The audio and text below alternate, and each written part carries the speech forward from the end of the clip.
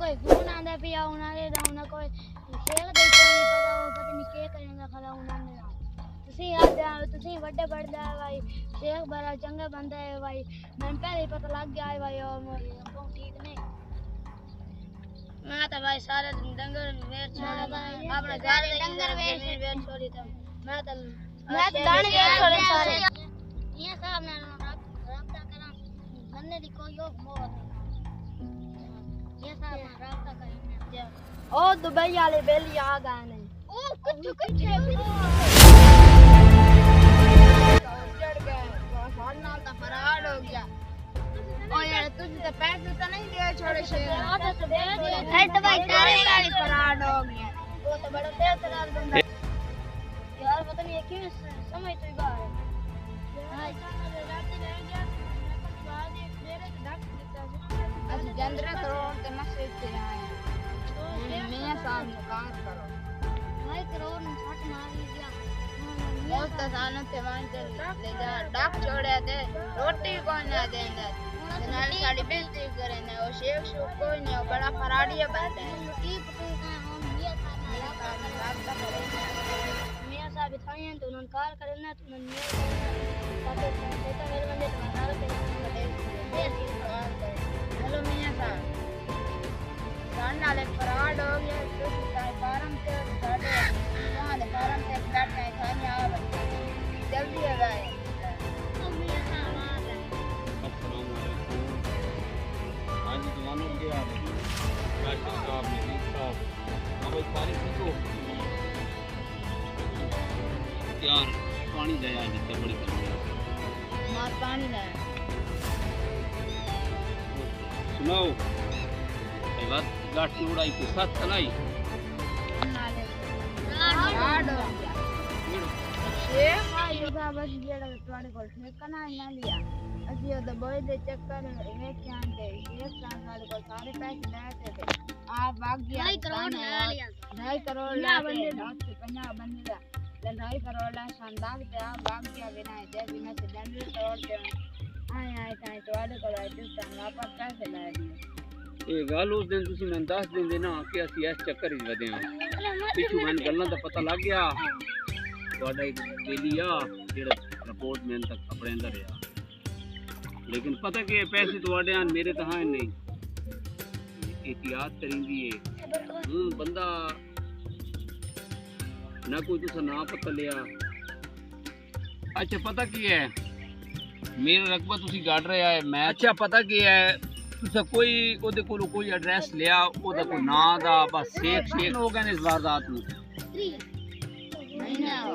जिस दिन मैं आया उन्होंने दिन की गल चल अच्छा इन महीना हो गया तुसा कोई पता शता ही नहीं कीता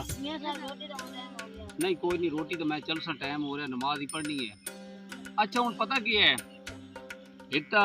दरखास्त देनी पैनी है थाने वो तुसा कोई कार्रवाई नहीं की ते उस तो बाद अपना असी ये बारे पता करसा जिस एरिया तुहानू शेख रखी रखिया ओदा कोई पता नहीं कुछ एरिया दा पता है केड़े एरिया दे विच तुहानू रखिया कोई बंदे नु ओग मोर होंदी कोई बंदे नु पता होंदा और तंदे कमरे ढक के आया चंदवान है ये एरिया सरगोदा ही है ऐसी ये पंजाब विच कोई है अच्छा पंजाब विच अच्छा पता कि है पहली गल तो ये है कि किसी कदी किसी ते एतबार नहीं करना चाहिए तुसी फन्ने हो जनाब ते तुसा मैंने जवाब ही दे दिता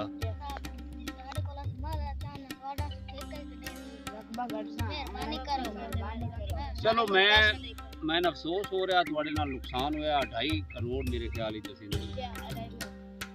ते ये थोड़े जे पैसे नहीं हैं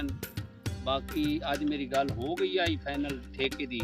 बस थोड़े जे देर ऐसी कि उन्हें पैसे का डिले आ गया तुसी अपना मेहनत करो जमीन मेरी प्रॉपर कड्डो ठीक है ते पैसे तुसी है जी फसल चाह के ना ते पैसे ठेके दे मैंने 6 महीने दे देने ठीक है ते कल 5 बंदे तुसी लैके थाने आवेना दरखास्त देने ठीक है परेशान नहीं होना शेख दा पता करने शेख दा ना पता लभदे शेख दी तस्वीर किसी बनाई आई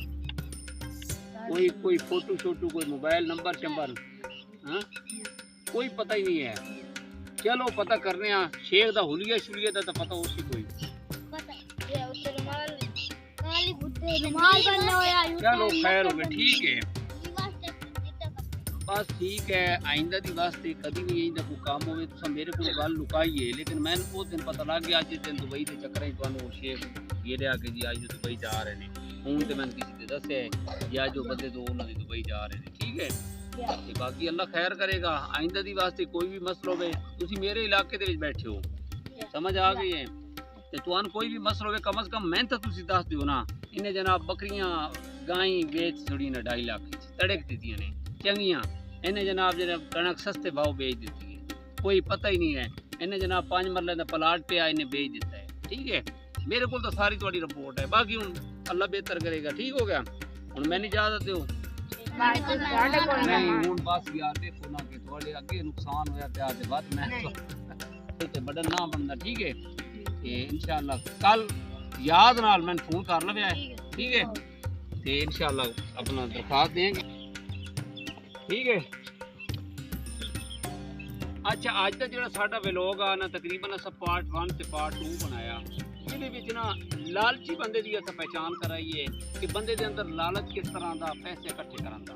ਹੁਣ ਤੁਸੀਂ ਦੇਖਿਆ ਹੈ ਕਿ ਪੂਰੇ ਪਿੰਡ ਦੇ ਵਿੱਚ ਜਨਾਬ ਇੱਕ ਸ਼ੇਖ ਬਣ ਕੇ ਆਇਆ ਹੈ, ਉਹਨੇ ਤਕਰੀਬਨ 2.5 ਕਰੋੜ ਦਾ ਚੂਨਾ ਲਾਇਆ ਹੈ। ਥੋੜੇ ਥੋੜੇ ਕਰਕੇ ਨਾ ਉਹਨੇ ਬਹੁਤ ਸਾਰਾ ਰੁਪਈਆ ਇਕੱਠਾ ਕੀਤਾ। ਕਿ ਨਾ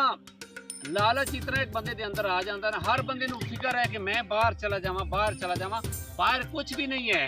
ਬਾਹਰ ਜਦੋਂ ਤੁਸੀਂ ਜਾਂਦੇ ਹੋ ਨਾ ਜਨਾਬ, ਬਾਹਰ ਕੋਈ ਐਸੇ ਨਹੀਂ ਦਰਖਤਾਂ ਉੱਤੇ ਪੈਸੇ ਲੱਗੇ ਖੜੇ ਜਨਾਬ ਤੋੜ ਕੇ ਤੁਸੀਂ ਘਰ ਭੇਜ ਦੇਣੇ ਨੇ। ਯਕੀਨ ਕਰੋ ਕਿ ਕੋਈ ਹਾਲਾਤ ਨਹੀਂ ਹੈ ਬਾਹਰ ਜਾਣ ਦੇ। ਇੱਥੇ ਮਿਹਨਤ ਕਰੋ, ਅੱਲਾਹ ਤਾਲਾ ਦੀ ਜ਼ਾਤ ਤੁਹਾਨੂੰ ਬਹੁਤ ਕੁਝ ਦੇਗੀ। ਇਹ ਜਨਾਬ ਅਸਾਂ ਇਹ ਵਿਖਾਇਆ ਕਿ ਜਿਹਨਾਂ ਬੰਦਿਆਂ ਦੇ ਅੰਦਰ ਲਾਲਚ ਹੈ, ਲਾਲਚ ਬੁਰਾ ਹੀ ਬਲਾ ਹੈ, ਹਮੇਸ਼ਾ ਬੰਦੇ ਨੂੰ ਲਾਲਚ ਮਰਾ ਦਿੰਦਾ ਹੈ। ਕਿਸ ਤਰ੍ਹਾਂ ਬੰਦੇ ਨੂੰ ਘੇਰਿਆ ਹੈ ਨਾ ਪਤਾ ਨਹੀਂ ਹੈ, ਐਵੇਂ ਪੈਸੇ ਦੇ ਦਿੱਤੇ ਜੀ। ਇਹ ਚੱਲ ਰਿਹਾ ਸਾਡੇ ਕੋਲ ਇਸ ਮੁਆਸ਼ਰੇ ਦੇ ਵਿੱਚ। ਲਾਲਚ ਵਿੱਚ ਬੰਦਾ ਆ ਕੇ अपने शर्म के मारे ਉਹਦੇ ਕੋਲ पहचान ही नहीं करांदा, ਐਵੇਂ ਆ ਕੇ पैसे दे ਦਿੱਤੇ। ਇਹ ਕਈ ਦਫਾ ਹੋਇਆ ਹੈ, ਕਰੋੜਾਂ ਰੁਪਏ ਲੋਕਾਂ ਨੂੰ ਚੂਨਾ ਲਾ ਕੇ ਬੰਦੇ ਚਲੇ ਗਏ ਨੇ। ਠੀਕ ਹੈ, ਇਸੇ ਪੈਗਾਮ ਦੇ ਨਾਲ ਸਾਨੂੰ ਇਜਾਜ਼ਤ ਦਿਓ।